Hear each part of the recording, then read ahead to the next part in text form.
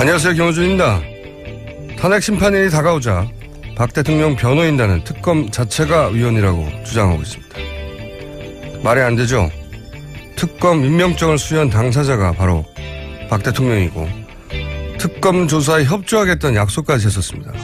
또 변호인단은 헌재에서 탄핵이 만약 인용이 되면 유엔 산하 국제사법재판소에 제소할 것이며 국제사법재판소가 있는 네덜란드 헤이그에 현지 한인 변호사들과 소송을 준비 중이라고 했습니다.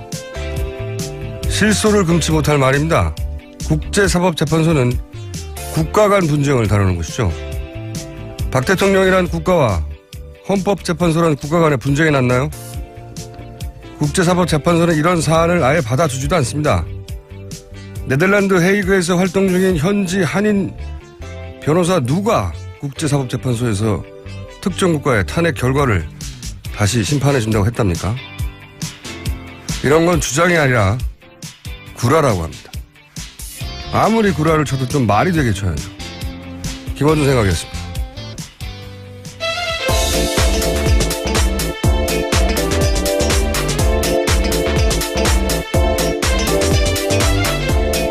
시사인의 김은지입니다. 네. 국제사법재판소. 네네. 박 대통령 변호인단이 워낙 그동안 뻥을 세게 쳐서 웬만한 뻥엔 제가 면역이 돼 있어요. 이건 정말 여태 뻥 중에서 정말 군계일 뻥이다 이건 정말. 국제사법재판소에서 헌재판 이게 제가 보기에는 가짜뉴스의 소재로 제공하는 것 같긴 한데 여기는 국가 간 분쟁을 다루는 거거든요. 영토 분쟁이나. 예, 그런 사실을 알고도 일부러 그런 주장을 할 가능성이 큽니다. 가능성이 큰 게 아니고 당연한 거죠. 예. 변호사가 한 얘기인데. 외교적 분쟁을 다루는 건데 박사모가 정부는 모르겠어요. 그럼 제소를 할 수 있죠. 근데 박사모가 정부라 하더라도 제소할 상대가 없잖아요. 그렇잖아요. 국가 간 분쟁인데. 참네. 탄핵이 인용되면 박 대통령은 그냥 개인이에요. 그렇죠. 네, 전직 공무원이에요, 공무원. 그 국제사법재판소를 비판하는 사람 중에 개인, 단체, 기업들 제소를 안 받아준다고 비판하긴 하는데, 아예 이 국제사법재판소가 생긴 이래로 재판 결과를 다 공개하거든요. 홈페이지 가보면 46년인가 47년부터 재판을 시작했는데, 영국 대 알바니아인가요? 국가 대 국가예요, 전부 다. 당연하죠. 그러라고 생긴 건데. 제가 만약에 화성에 제가 소유한 주상 복합 건물이 있습니다. 뭐 이런 말을 했다고 쳐요. 그러면 기사에 그냥 실어줍니까? 말도 안 되는 소리라고 하지. 그게 이거는 언론이 그냥 받아 써주는 게 말이 안 되는 거예요. 말이 안 되는 주장을 했는데. 더구나 법을 가장 잘 아는 변호사가. 게다가 더 웃긴 거는 헤이그에서 활동 중인 현지 한인 변호사들과 소송을 준비 중이라고. 한 발 더 나간 뻥이죠, 이게. 정말 가짜뉴스의 그 행태를 그대로 띠고 있는 것 같습니다. 그러니까요. 헤이그에서 활동 중인 현지 이런 말을 하면, 아, 그래요? 헤이그에 활동 중인 현지 변호사 사무실 연락처 좀 달라고 기자들이 물어봐야죠. 있을 리가 있습니까, 이런 사람이? 아, 정말. 최순실 씨 같은 경우에도 유엔 인권위에다가 자기 인권 침해 당했다고 제소한다 그랬었거든요. 그러니까 이제 가짜뉴스의 소재이고 예. 부당하다는 걸 말하려는 건데 이런 얘기를 하면 되물으면 되잖아요. 헤이그 한인 변호사 누군가요? 한 번만 물어보면 됩니다. 나올 리가 없거든요. 설사 헤이그에 활동 중인 현지 한인 변호사가 있을 수 있다 하더라도 더군다나 그 사람은 여기에 이 탄핵 결과를 가지고 국제사법재판소에 갈 수 없다는 거를 당연히 다 알죠. 그걸 왜 몰라요? 야, 이런 뻥을 칩니까? 이런 뉴스를 그냥 고스란히 실어주는 게 문제예요. 아, 정말. 자, 첫 뉴스는 뭡니까? 네, 국가정보원이 어제 헌재 정보 수집한 사실은 있다라고 인정을 했는데요. 어제 열린 국회 정보위에서 이병호 국정원장이 밝힌 바라고 김병기 더불어민주당 간사가 브리핑했습니다. 그러니까 헌재를 담당하는 조직과 인력 존재하고 정보 수집 행위 있었다 이렇게 인정을 한 거죠. 정보 수집은 했는데 사찰을 안 했다? 네, 그렇게 해명하고 있습니다. 왜냐면요, 사찰이라고 하면 도청을 하든 미행을 하든 그런 게 있어야 하는데 절대 그런 건 없었다. 이렇게 이병호 원장이 주장하고 있거든요. 사찰의 정의가 도청과 미행이에요. 카톡 보면 어떻게 돼요? 카톡. 문자를 보거나 통화 내역을 확인하거나. 예전에 그 이탈리아 해킹팀의 제품, 네, RCS요. 예. 예. 그 제품은 뭐 한다고 하고 했습니까? 네. 그리고 이유가 더 재밌어요, 이유. 아니, 헌재 재판소를 왜 정보 수집을 하느냐 했더니 이제 대공 뭐 이런 얘기 했는데 헌재 공산당이 있다는 얘기입니까? 뭐 대공이 왜 나와요, 여기서. 대단히 웃긴 변명이라고 생각이 드는데 국가정보원이 아니라고 할 때 국가정보원을 압수수색을 한다든지 뭘 할 수가 없잖아요. 네. 이렇게 부인하겠죠, 당연히. 네, 허용된 범위에서만 여기도 한정해서 인정하고 있어가지고요. 쉽지 않습니다, 압수수색. 근데 이제 오히려 SBS가 보도했던 사실관계가 상당 정도 맞다는 건 드러났죠. 거기 실제 지목한 그 4급 직원이 대법원을, 헌재를 담당하는 건 맞다? 네, 올해 초부터 담당하고 있다라고 사실이라고 인정했습니다. 그리고 2013년, 15년은 법원을 담당한 적도 있고, 네. 이 기간이 왜 중요하냐면 그때 이제 양승태 대법관 사찰 문건 얘기가 나왔으니까요. 사실관계는 맞았어요. 예. 근데 하지만 사찰은 하지 않았다. 정보 수집만 했다. 술 마셨는데 술 마시고 운전했는데 음주운전은 아니다. 뭐 이런 비싼 네. 얘기죠. 다만 양승태 대법관 사찰 문건 관련해서는 그 직원이 관계없다 이렇게 밝히기도 하긴 했는데요. 그 직원이 관계없다고 한 건지 그 대상이 양승태 대법관을 이 아니라고 한 건지는 모르겠으나 여하간 뭐 의뢰 예상했듯이 부인했습니다. 예, 속칭 국정원 법조팀 있다라는 거죠. 네. 자, 다음 뉴스는요? 네, 특검 관련된 뉴스인데요. 특검이 김영재 원장의 부인인 박채윤 씨가 지난해 초 우병우 전 수석의 부인과 여러 차례 통화한 기록을 확보했다고 합니다. 그런데 박채윤 씨 같은 경우에는요, 이 사실을 적극적으로 부인했다고 하는데요. 그 이유가 최순실 씨가 우 전 수석의 부인의 휴대폰을 빌려서 자신과 통화한 거다 이렇게 이야기한 겁니다. 이거 굉장히 재밌는 뉴스예요. 이게 좀 헷갈리는데 김영재 원장 네. 골프 치러 갔다고 당일날 아침에 4월 16일 날. 네네네. 네. 4월 16일 날 비선 시술의 혐의로 지목을 받았던 김영재 원장의 부인 박채윤 씨 휴대폰 통화 내역을 보니까 거기에 우병우 전 민정수석 전화번호와의 통화가 있는 거죠. 그래서 특검이 우병우 전 민정수석하고 통화한 거 아니냐 그랬더니 아니다 하고 자기는 절대 아니라고. 네, 자기는 그런 기억이 없다라는 거죠. 그런 기억이 없다가 아니라 자기는 모른다는 거죠. 예. 모르고 나서 근데 왜 통화 기록이 있냐고 그랬더니 그때 마침 우병우 전 민정수석과 같이 있던 최순실 씨가 예, 부인과요. 예. 부인과 우병우 전 민정수석의 부인과 같이 있던 최순실 씨가 그때 그 부인의 폰으로 나한테 전화를 한 거다.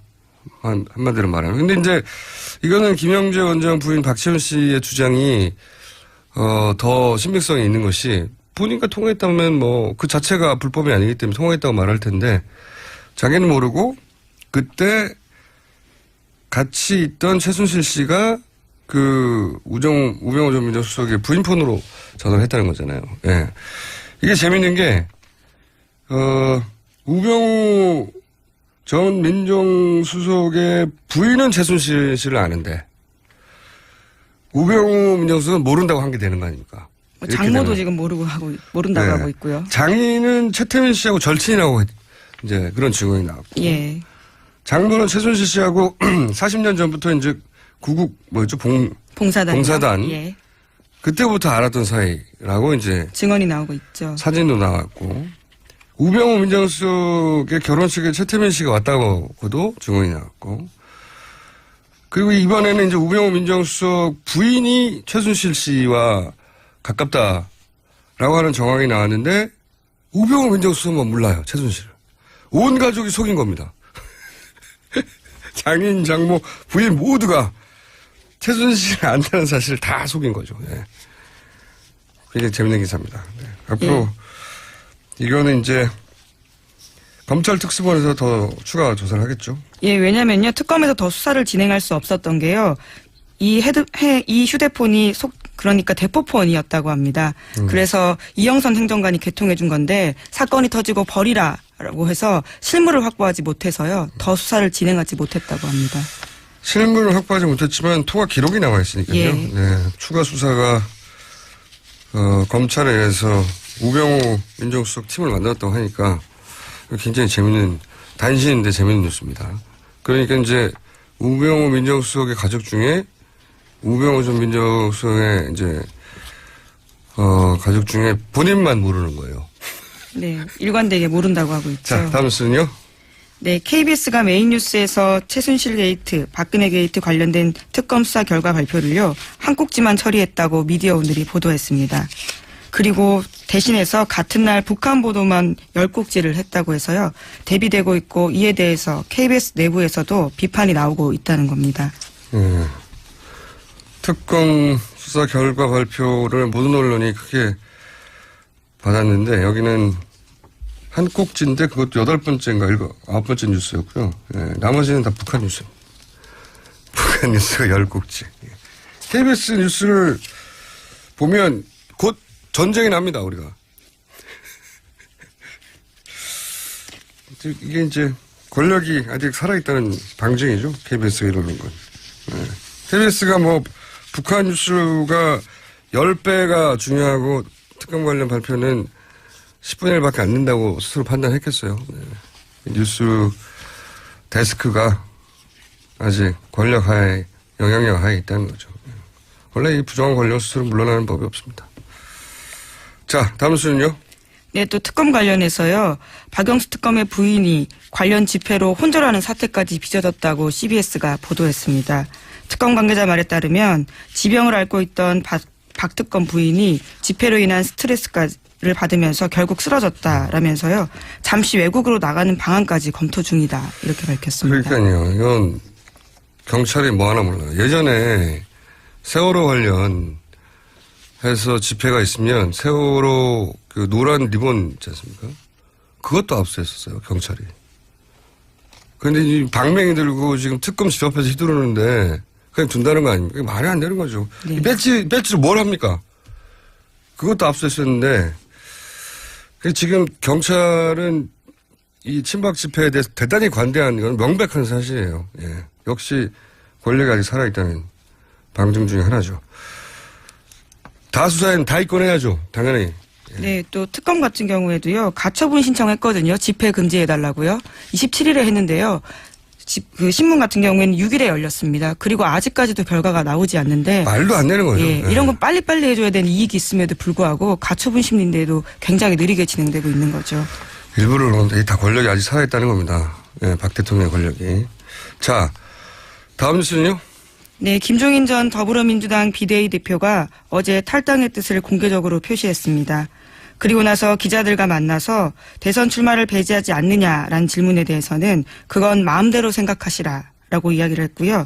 또 새로 교섭단체를 만들려고 하는 정황도 보인다고 합니다.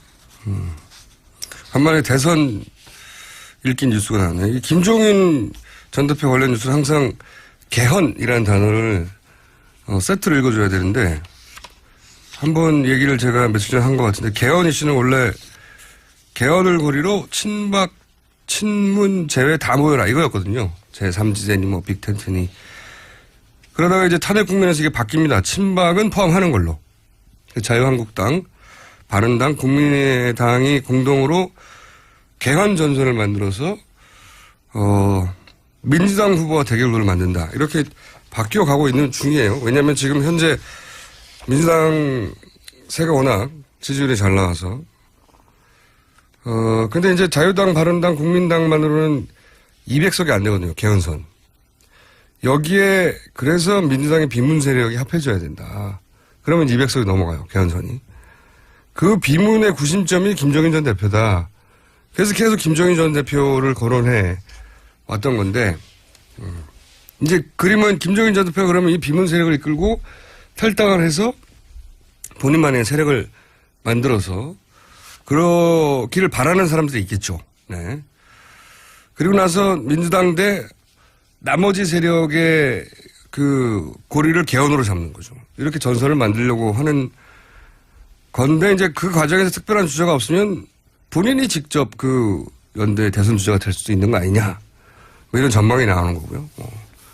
근데 정치인이 이제 큰 그림을 그리는데 그리고 그 큰 그림 속에서 자기 뜻을 펼치겠다는 게 나쁜 게 아니죠. 모든 정치인이 다 그렇게 하죠. 예. 근데 제가 이 탈당 뉴스 관련해서 재밌었던 대목은 국론이 양분되어서라고 하던데 우선 국론이 양분이 비율이 안 맞아요. 예, 8대2예요. 양분이 아니고. 근데 어쨌든 본인이 그래서 국민 대통합을 이루겠다. 이게 탈당의 명분이에요. 국민 대통합. 설사 국론이 5대5로 양분되었다고 해도 본인이 뭐라고 국민 대통합을 합니까? 여러 당을. 국민 대통합의 상징성이 본인한테 없는데 저는 이 명분이 좀 웃깁니다. 네. 국민 대통합이 필요하다고 쳐도 그게 왜 본인이에요? 네. 하여튼 김종인 전 대표 관련 뉴스는 항상 개헌을 키워드로 같이 읽어줘야 됩니다. 네. 여기까지 하고 자 또 특검이나 최순실 관련 뉴스는 없나요? 예. 최순실 씨가요. 이번에는 장관 인사까지도 개입했다라는 서울신문 보도가 있는데요. 장관 인사뿐만이 아니라 대사, 금융권까지도 손을 뻗쳤다라는 건데 이임순 순천향대 교수 공소장에 따르면요. 이 교수는 서창석 서울대병원장 등을 통해서 보건복지부 장관, 교육부 장관, 식약처장, 베트남 대사 후보까지 물색해서 최순실 씨에게 추천했다라는 겁니다. 이게 제가 보기엔 말이죠. 박근혜 대통령 그 변호인단이 최근에 들어서 이제 박근혜 대통령 입장이라고 계속 주장하는 그리고 최후 진술, 최후 변론 내용도 그렇지만 박 대통령은 최순실 씨 추천으로 단 한 명도 임명한 적이 없다는 게 이게 입장이거든요. 혼자 낸 입장이고. 근데 이제 보면은 우리가 너무나 잘 아는 그 유명한 김종 전 차관부터 이임순 순천향대 교수 추천으로 들어갔다는 거 아닙니까? 본인이 인정했고 양자가 인정했어요. 예. 그러면 이임순 교수만 아는 사람을 대통령이 어떻게 알았죠? 김종 차관 같은 경우에는 하정희 순천향대 교수의 추천이 있었던 하정희. 걸로. 예. 참. 그리고 차은택 씨는요? 예, 차은택 씨는 스스로 밝히고 있습니다. 최순실 씨 추천을 받아서 베트남 됐다고요. 대사는요. 베트남 대사도 최순실 인정했는데 서창석 서울대 병원장을 또 이임순 교수가 추천했다는 거잖아요. 예, 주치의로요. 그리고 차은택 씨가 추천한 사람 때 있지 않습니까?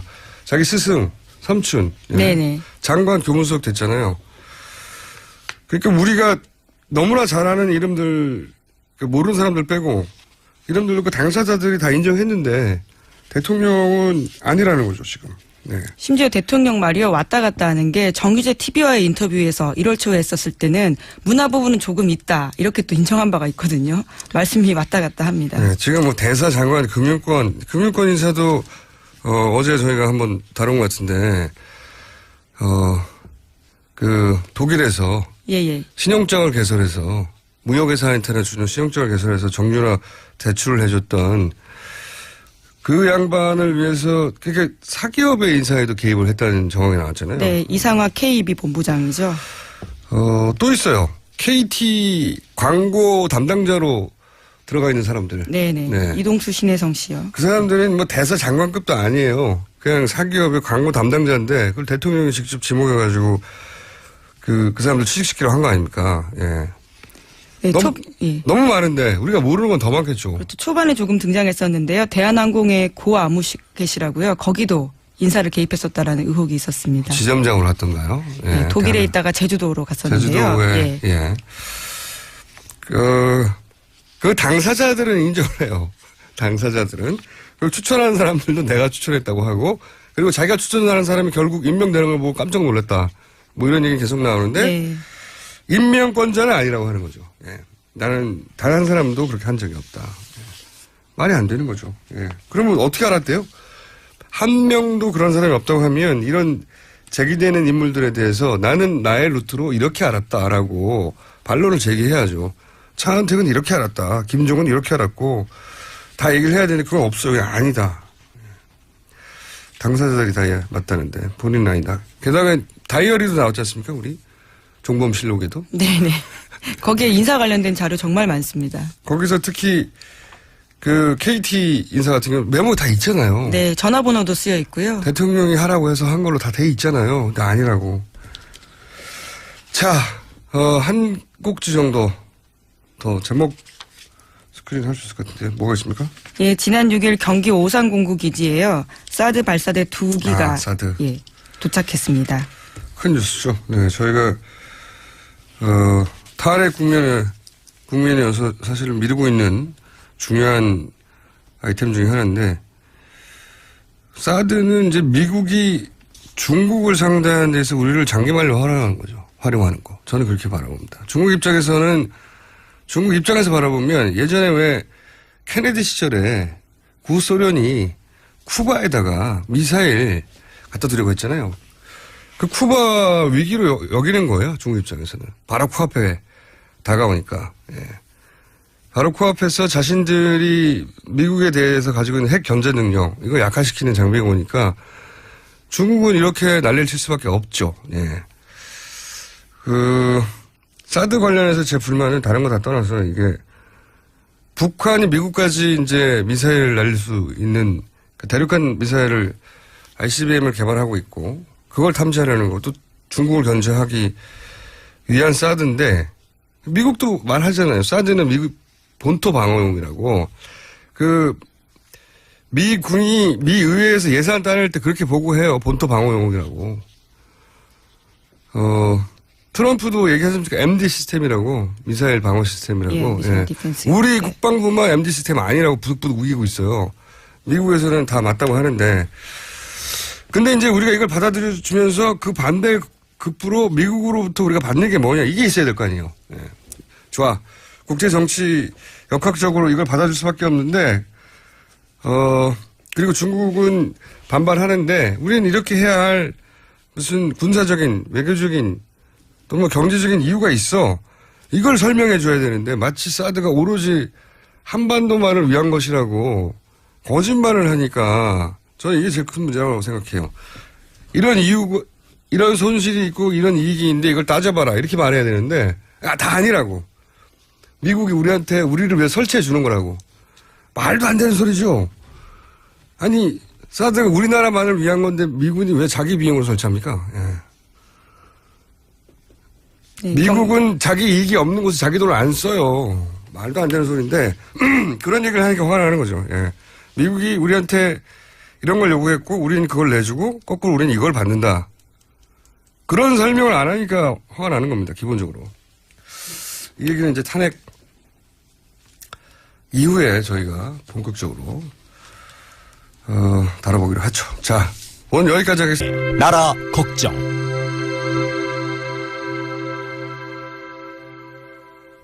나라 걱정 이전에 당 걱정이 심각한 상황입니다. 이혜원 의원 나오셨습니다. 안녕하십니까. 안녕하세요. 네. 바른정당 분위기가 불안불안할 것 같아요. 헌재 판결이 난다 하면서 계속 안 저희가 나니까. 사실 어제 전까지만 해도 저 같은 경우는 네. 탄핵에 대해서 의심한 적이 없거든요. 단 한 번도. 예. 네. 뭐 1%도 의심한 적이 없는데 갑자기 어제 선고 기일이 미뤄지니까 네. 그동안 우리가 이런 일이야 설마 없겠지 했던 그 설마가 사람 잡는 거 아니야? 막 이렇게 좀 걱정이 돼요. 당내도 그런 분위기가 있어요? 예. 근데 그 설마가 뭐냐면 헌재 재판관들끼리는 네. 평결은 그냥 각자 자기 소신을 얘기하는 거니까 그거는 예. 뭐 만장일치가 될 필요는 없고 예. 표결로 몇 대 몇 하면 되는 거 아니에요? 네네. 그냥 6표만 넘으면 되는 거니까. 네. 6표, 5표 어쨌든 3분의 2. 6표, 예. 뭐 7이 되든 8이 되든 네. 달라지는 거니까. 근데 이제 만장일치 합의를 이뤄야 된다는 게 선고 기일 지정이라는 거였잖아요, 원래부터. 네. 그래서 만약에 이제 대통령 측을 편들어주는 엑스맨이 있다면 네. 그 엑스맨들이 쓸 가장 좋은 전략은 뭐냐? 평결에서는 자기들이 아무리 반대표를 던져봐야 이거를 뒤집지 못한다면 선고 기일을 3월 13일 이후로 넘겨서 이정미 재판관이 퇴임하게 만들고 그래서 7명 체제를 만들면 탄핵을 뒤집을 수 있는 거 아니야. 만약에 엑스맨이 2명이라면. 혹은 이제 새로 임명될 재판관이 이제 지명이 됐으니까 새로 임명된 그분이 지명이 되려면 한 달 정도에 한 달 걸리죠. 걸린단 말이죠. 그럼 네. 그동안 공전하는 거죠. 네. 그러면서 연기되는 거죠, 또 다시. 심지어 이제 새로 지명된 이 재판관에 대해서는 이제 주변에 지인들의 평이 뭐냐면 손해를 좀 보고 압박을 좀 받더라도 소신대로 하는 걸 본 적이 없다. 소신대로 하는 걸 본 적이 없다. 보통 그러니까 이제 앞문장을 보면 손해를 보고 압박을 받더라도 반드시 소신대로 한다에 아니 근데 그 지인들이 앞문장이- 그렇게 얘기를 해요. 뭐 사법연수원 동기생이나 이런 사람들 몇 군데 전화해봤더니 늘 보면 누구랑도 이렇게 사이가 나빠지는 걸 원치 척을 않기 지지 때문에 않고. 예, 네. 척을 지지 않으려고 하기 때문에 특히 대세를 이제 추종해 간다. 윗사람이든 자기를 추천한 사람이든 이런 사람들과 굉장히 잘 지내려고 하는 성격이다 이렇게 얘기를 해요. 그런 우려가 좀 있다. 네. 예. 그분의 실력을 떠나서 그분의 성향이 그러하다는 그러하다는 세평이 있다는 거죠. 세평이 있어요. 예. 예. 그래서 이제 걱정하시기로는 3월 13일을 이러다가 넘기는 거 아닌가. 예, 넘기면 이건 완전 탄핵은 정말 위험해지는 상황이 되잖아요. 넘겨서 혹시 이제 그러면 7인 체제가 되니까 그럼 새로 임명하자고 하고 또 한 달 지나가게 될 거고 그리고 나서도 그 8인 체제에서 이제 그 이전과는 다른 양상 예. 이 벌어져가지고 이게 이제 기각이 돼버린다든가 예를 들면 뭐 각하가 된다든가 가능성에 관한 얘기인데요. 새로 임명될 걸로 예상되는 분이 예를 들면 어떤 압력이나 이런 거에 영향을 받아서 예. 기각적으로 돌아선다든가 기각적으로 돌았으면 이거는 탄핵은 안 되는 거죠. 예. 계속 끌고 그냥 연말까지 갈 수도 있는 상황이 돼버리는 거예요. 두 명의 소위 엑스맨이 실제 존재하는지 아닌지는 모르겠으나 그런 얘기들이 많았는데 예. 지금 시점이면 나와야 하는 건데 아직도 안 나오는 걸 보니까 너무 불안한 혹시 거죠. 그 엑스맨 설이 사실인가? 이렇게 생각이 되면서 막 갑자기 어제 굉장히 저희는 많이 걱정했어요. 내부적으로. 예. 예. 제가 진작부터 걱정하라고 말씀드렸잖아요. 아예 근거 없는 얘기는 아니다 싶은 여러 가지 정황들이 있는데 물론 뭐 그렇다고 해서 반드시 그 두 사람 혹은 뭐 두 사람 이상일 수도 있는데 그분들을 성향 분석 뜻대로 된다는 건 아니지만 이게 안심만 하고 바라볼 일은 아니다라고. 예. 그렇다고 뭐 저희가 뭐 헌재를 압박할 수도 없고 할 수 있는 카드는 없죠. 정말 기도만 하고 있어요. 더더군다나 바른정당 같은 경우에는 탄핵을 기치를 들고 분당한 곳이기 때문에 탄핵을 기치로 분당을 했기 때문에 지금 태극기 부대는 완전히 바른정당이 배신자라는 등 완전히 그냥 바른정당만 타겟으로 해서 죽이고 있잖아요. 거기다가 또 이제 저희는 기각이 되면 전원 총사퇴 의원직 떼겠다 이렇게 했기 때문에 저희는 이제 기각되는 순간 뭐 사라지는 상황이 될 것 같아요. 저는 사라지진 않을 거라고 봐요. 아, 네. 왜냐하면 사퇴서 내도 의장이 받아줘야 되는데 그런 국회의원 그만큼의 국회의원이 한꺼번에 사라지는 걸 국회의장이 받아줄 리가 없죠. 하지만 어쨌든 정치적으로는 굉장히 입지가 좁아지는 네. 상황이 되는 거고 네, 네. 좁아지는 정도가 아니라 이제 뭐 어떻게 합니까 이거. 그게 말도 안 된다고 생각이 드는데 이 정도 사안에도 탄핵을 못하면 정말 어떻게 하라는 거죠? 아니 사실은 이게 뭐 바른정당의 문제가 아니라 대한민국의 문제죠. 그러니까요. 만약에 이런 혐의, 증거, 물증, 온갖 개 증언 이렇게 나왔는데도 탄핵이 통과가 되지 않는다면 탄핵은 도대체 언제 쓰라고 만들어 놓은 제도인지. 그러니까요. 정말 이 정도 사안 이건 헌법에서 탄핵이란 제도를 없애는 게 맞다고 생각해요. 저도 그렇게 생각하는데 예. 하지만 우리는 8인 중에 한 명이 아니기 때문에. 자, 그리고 저희 PD가 기도하신다고 하니까 기도는 저쪽이 훨씬 많이 하는 것 같다고 지금. 그쪽이요? 3일절 나와서도 하고. 이런 말 하면 죄송하지만 도대체 누구 기도를 들으실지 분명할 것 같아요. 이분 행보에 대해서 어떻게 생각하십니까? 이게 영향을 바른당에도 미칠 것 같은데, 김종인 전 대표가 탈당하셨잖아요. 네. 근데 탈당을 예고했죠. 곧 탈당할 것 같은데. 오늘 탈당회를 접수한다고 또 뉴스에 났더라고요. 네, 근데 그 뉴스들이 맞는 적이 별로 없어가지고요. 아, 그래요? 네.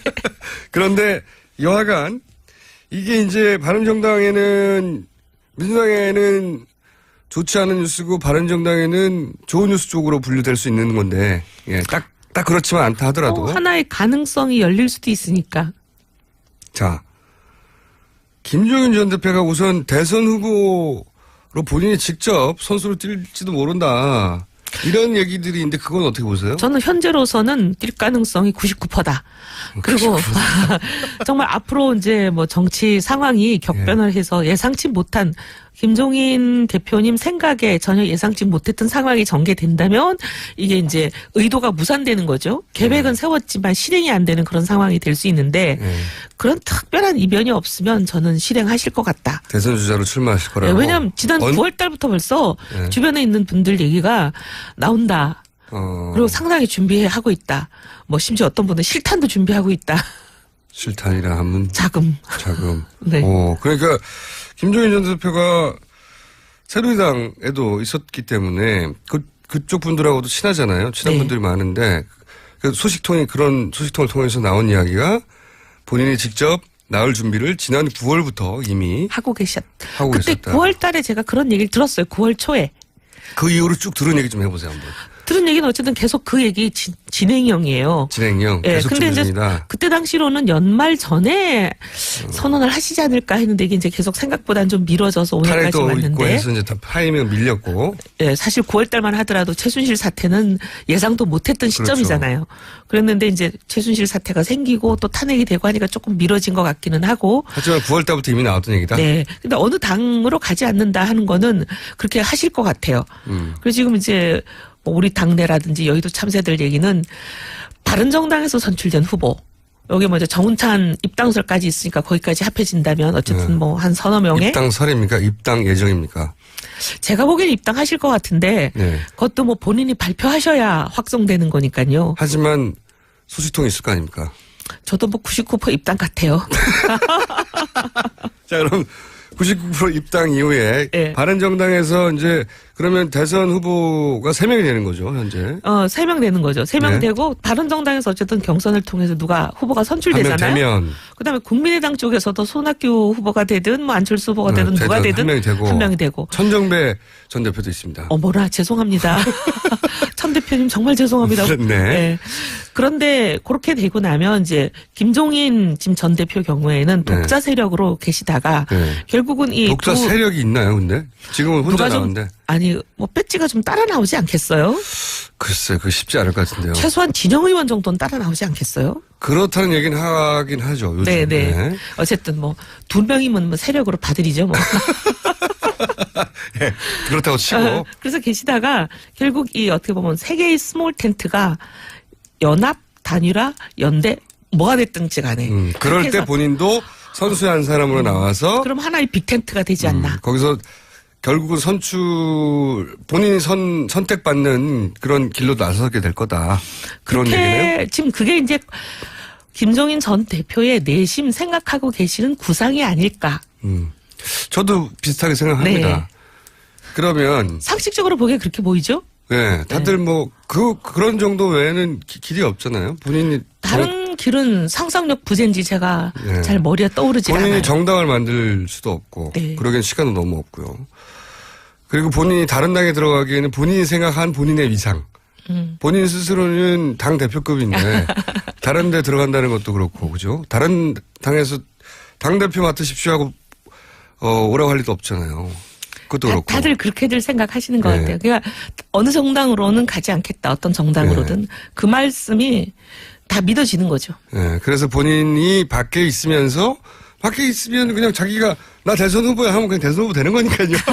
경선도 할 필요 없고. 경선도 필요 없고. 예, 제가 보기엔 경선하면 집니다. 당내에서 어디 들어가서 하든 간에 다 져요. 그런데 그렇게 선언을 해서 이제 본인도 선수의 한 사람으로 뛰어들 가능성이 99%다. 그런 얘기는 오래됐다 이미. 예. 9월 달에 그 얘기 들었을 땐 되게 충격이었어요. 네. 뭐 심지어 실탄 얘기까지 나와서 실탄. 그 정도까지 구체적으로 계획을 세우시나? 네. 이제 이게 뭐 소문이니까 그렇게 생각했었는데 점점 시간이 지나면서 나오시는 길로 가는구나. 그렇게 생각했죠. 드디어 이제 직접 행보를 한 발 뗐구나. 근데 네. 거기다가 어떻게 보면 울고 싶은데 뺨 때려준 격으로 민주당이 또 상법 개정안까지 거의 날려버렸잖아요. 네. 저는 그 이해를 못하겠어요. 왜 그랬는지 민주당이. 그렇게 저도 개혁 모르겠어요. 얘기하면서 네. 특히나 이번 최순실 사태로 보면 얼마나 재벌의 구조개혁이 필요한지 절실한지 온 국민이 자, 공감을 하고 있는데. 민주당을 깔 수 있는 타이밍이니까 마음껏 공개하세요. 그건 뭐 민주당 의원들이 나오면 나중에 얘기하겠죠. 근데 제가 더 궁금한 것은 이거예요. 그 바른정당에서 혹은 의원님이 보시기에 대선 후보로서의 경쟁력은 있다고 보십니까? 독자적인? 누구 저기 김종인 전 대표요? 네. 사실 되면 참 잘하실 분인데 네. 우리 정치의 비극은 되면 잘하실 분들이 꼭 잘 되기가 어렵더라고요. 대원 잘하실 분에 동의하는 분도 있고 동의하지 동의 안 하는 않는 분도 있겠지만, 네. 어쨌든 제가 궁금한 것은 지지율이 나오겠냐 이겁니다. 한마디로 말하면. 제가 이제 함축적으로 말씀드렸잖아요. 되면 잘할 분들이 꼭 보면 되게 어려운 게 지지율이 잘 안 나온다는 뜻이죠. 지지율은 안 나올 것이다. 네. 치명적인 이야기네요. 자, 정운찬 그러면 전 총리죠. 네. 예. 정치인들은 항상 직전에 가장 높은 직책을 불러줘야 되니까. 정운찬 전 총리는 얘기가 거진되어 가는 중인 걸로 지금 보이는 건데 그러면 그죠? 정운찬 총리 입장에서도 선택지가 많지 않은 것 같아요. 그렇죠. 네, 왜냐하면 국민의당으로 감정적으로 틀어진 것 같고요. 아유 개문발차라고 얘기하는데 얼마나 모멸적이에요. 개문발차가 뭐예요? 원래 그쪽으로 가야 할 여러 가지 가능성을 마음이. 타진하고 계셨던 것 같아요. 저희 방송에도 나오셨는데 그때만 하더라도 국민의당으로 많이 기울어진 듯하게 얘기를 하셨는데 그 사이에 그때는 저희가 어떻게 보면 구애를 잘 안 했던 때거든요. 예. 절로 이제- 가겠거니 하고 있었구나. 아 근데 우리 사람인 줄도 모르고 그래갖고 막 창당하고 뭐 하는데 완전히 그냥 정신이 팔려가지고 그러고 있다가 이제 좀 정신을 차려서 정운찬 후보 정도면 우리랑 비슷한 길 아닌가? 우리가 영입을 하고 모셔오려고 노력을 해도 가능성이 있는 분이다. 이런 생각들을 이제 서서히 하면서 이 사람 저 사람이 많이 얘기를 한 것 같아요. 그래서 바른정당에 오시는 길이 살 길이다. 근접했군요. 네. 그래서 그런데 지금 문제는 말이죠. 정운찬 전 총리도 합류하게 된다 하더라도 현재 바른당의 후보들이 너무 바닥이에요. 지지율이. 뭐 어쩌겠어요. 지금 나라가 완전히 양극단으로 양분돼가지고 양극단 아니에요. 8대2. 8대2야. 많이 봐도 8대인데 8대인데 이제 제 얘기는 비중이 똑같다는 뜻은 아니고 네. 양쪽이 갈라지긴 했다. 갈라지면서 네. 서로가 굉장히 극성스러운 사람들이 빨아당기고 있는 거잖아요. 그러니 중도가 이게 뭐 설 자리가 없어요. 양쪽이 다 땡겨가가지고. 지난 시간에 한번 말씀드렸지만 저는 그렇다기보다는 바른정당이 항상 그렇게 얘기하는데 80%에 부합되도록 바른정당이 명쾌하게 행동하지 못한 게 아닌가. 이걸 반반으로 해석한 거 아닌가 그런 생각이 들어요. 저는. 사실은 뭐 저희도 그런 점을 인정합니다. 아니 근데 어쨌든 제가 궁금한 건 이거예요. 그래서 당내에서 우리 지금 기존 후보로는 안 되는 거 아니야 이런 얘기 있잖아요. 아니 근데 그런 얘기를 한 분이 딱 한 분 계시는데요. 네. 전 좀 미련한 것 같아요. 비전. 아니 이거는 완전 딱 한 자살 분 누굽니까? 자살골이죠. 아니 뭐 언론 검색해 보시면 바른정당 후보 교체론 검색해 보시면 딱 누군지 나오니까 제 입으로 얘기 안 하겠는데 한 사람의 얘기예요 원래 출발이? 그분만 얘기하셨어요. 어쨌든 공개적으로는 마음속으로 그런 생각을 가진 사람이 또 있는지는 모르겠지만 공개적으로 언급을 하신 분은 그분인데 근데 그분의 경우는 쟤는 정말 속상한 게 자살골이거든요. 그러면 예를 들면 이 후보로 안 된다 그러면 대체할 만한 다른 대안이 있을 때 얘기하는 게 현명한 거죠. 혹시 김종인 전 대표가 무슨 교감이 있는 분 아닙니까? 그분이 김종인 대표하고 가깝지는 않은데 네. 김우성 대표랑 오히려 가까운 분이죠. 네. 근데 김우성 대표는 안 나온다는 것을 거의 정하신 것 같거든요. 네. 그리고 제가 봐도 김무성 대표님이 지금 나오기는 쉽지가 않은 게 보수정당 후보 적합도 조사 이런 게 막 언론에 보도가 되잖아요. 네. 그런 걸 보면 유승민 의원이 거의 뭐 다른 사람 더블 스코어로 1등이에요. 맞아, 적합도는 높은데 지지율은 안 난 상황이죠. 그러니까 이제 보수 후보만 놓고 보면 그렇다는 건데 네. 근데 그런 상황에서 김무성 후보가 나온다고 선뜻 나서기는 어려울 것 같아요. 지지율이 안 나올 거라고 봅니다. 예. 그러니 그럼 김무성 대표로 교체하자고 주장하는 게 만약에 그분의 의도라면 김무성 대표가 나올 수도 없는데 그런 소리를 해가지고 당의 후보를 기스내고 주저앉히는 거야말로 자살골이죠. 간을 보는 거겠죠. 간을 봐도 될 때가 있고요. 보면 안 될 때가 있어요. 그 어쨌든 자구책은 뭡니까? 지금 당내에서 어떻게 해서 띄우자 뭐 이런 얘기 있어요? 저희가 이제 탄핵 이후에 지각 변동을 기대하면서 탄핵 이후를 많이 준비하고 있죠. 별 계획이 없는 것으로 지금 파악이 되고 있고. 특히 유승민 의원은 뉴스공장에 안 나와서 안 뜨는 거예요.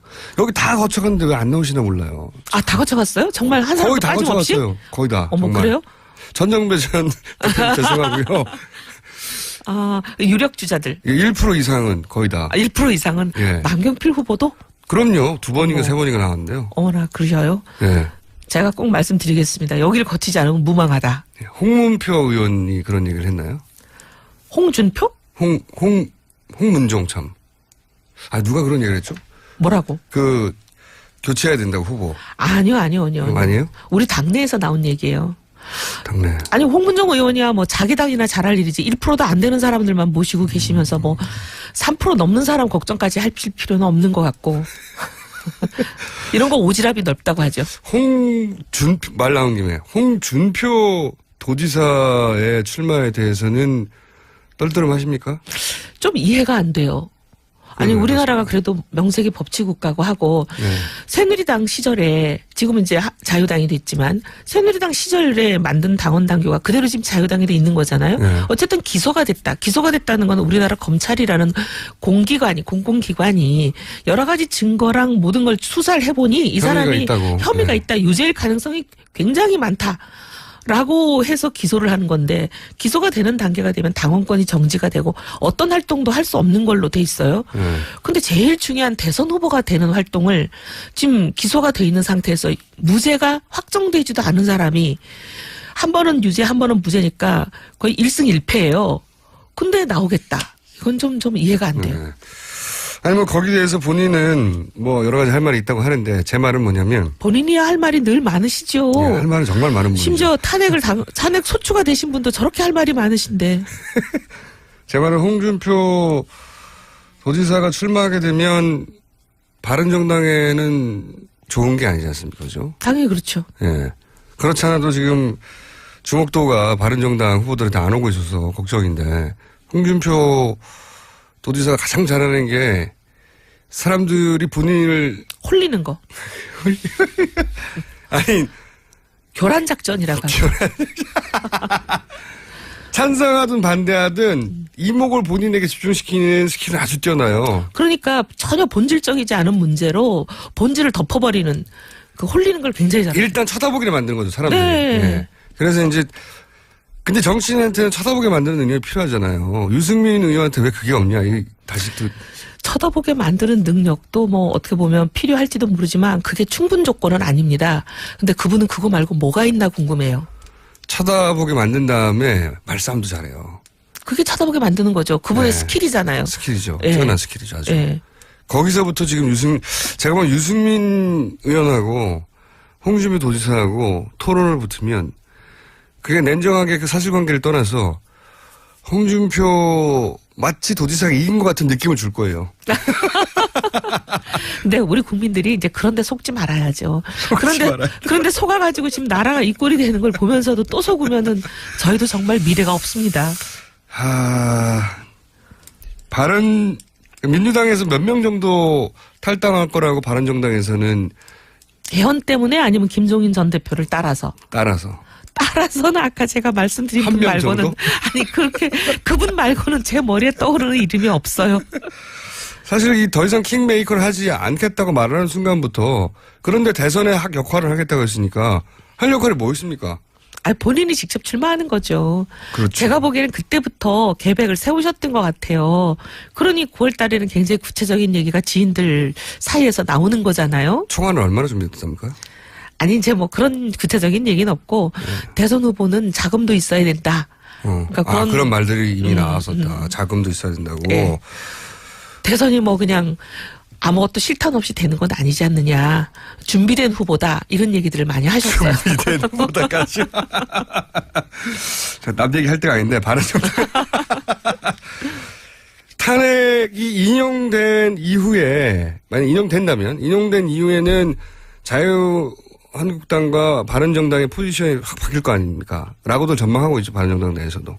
그렇죠? 저희는 그걸 기대하고 있죠. 왜냐하면 상식적인 사회라면 대한민국이 탄핵이 인용이 됐는데 소위 자유당이 설당이 있다면 그건 대한민국에 문제가 있는 거 아닌가요? 그래서 탄핵이 인용되면 틀림없이 어쨌든 양쪽 중에 힘이 이쪽이 더 셀 것 같아서 자유한국당을 지지하는 지지자들이 이제 일로 넘어올 것이라고 하는 기대를 가지고 있는 거죠. 그러기도 하고 탄핵에 찬성표를 던져놓고 지금 그 안에 있는 그분들이 거기 있을 수가 있겠어요? 아, 탈당도 할 것이다. 아니 탈당을 안 하면 그분들은 왜 정치를 하는 거며? 탈당 몇 명 할 걸로 얘기되고 있어요 지금. 왜냐하면 30몇 명이 지금 거기에 찬성표를 찍어놓고 앉아 계시는 거잖아요. 그러면 그 작업도 숫자를 딱 해서 계속 계산하면 66명이 찬성표를 민주당 그렇죠. 이외에서 찍었다고 생각이 되는데 예. 물론 일일이 확인한 건 아니지만 근데 문제는 그럼 우리가 32명이니까 적어도 저쪽에 더 많이 남아 있는 거 아니에요 우리보다? 그렇죠. 예, 우리보다 더 많이 남아 있는 저분들은 도대체 뭔가요? 그러면서 지금 당론은 탄핵은 되면 안 된다. 그다음 대통령은 죄가 없다. 이런 식의 대세에 휩쓸려 가지고 그냥 가만히 계시는 거잖아요. 그럼 왜 탄핵을 찬성하신 건지? 힘을 여전히 친박이 가지고 있다는 거죠 당내에서. 네. 그러니까 그분들은 거기에 계속 있으시면은 안 되죠. 정치 도의상. 그러면 그분들이 탄핵 인용과 함께 탈당할 거라고 전망 정도가 아니라 접촉이 있습니까? 접촉은 뭐 이제 개인들끼리 3, 4, 5 친한 의원들 통해서 뭐 우리가 언제 가야 돼? 언제 나오면 좋은 거야? 뭐 이런 얘기들을 하신다 그래요. 언제 가면 좋은 거야. 예. 그런 얘기가 뭐 있기는 하지만 그게 구체적으로 뭐 그런 게 한 30여 명 된다. 아니 그런 접촉을 하는 사람이 30여 명이라는 얘기가 아니라 접촉을 하는 사람은 몇 명인지 안 쉬어봤는데 접촉을 해야 될 사람이 30 몇 명인 거죠. 그렇군요. 탄핵 결과에 따라서는 이제 확 바뀌겠군요. 확 바뀌기를 기대하는데 아 우리 대한민국이 제발 좀 이제 정상성을 회복했으면 좋겠어요. 자 오늘 여기까지 하고요. 네. 탄핵을 위해서 기도 중이신 이혜훈 의원이었습니다. 다음 주에 뵙겠습니다. 감사합니다. 저는 김어준이었고요. 잠시 후 3부에서 다시 뵙겠습니다.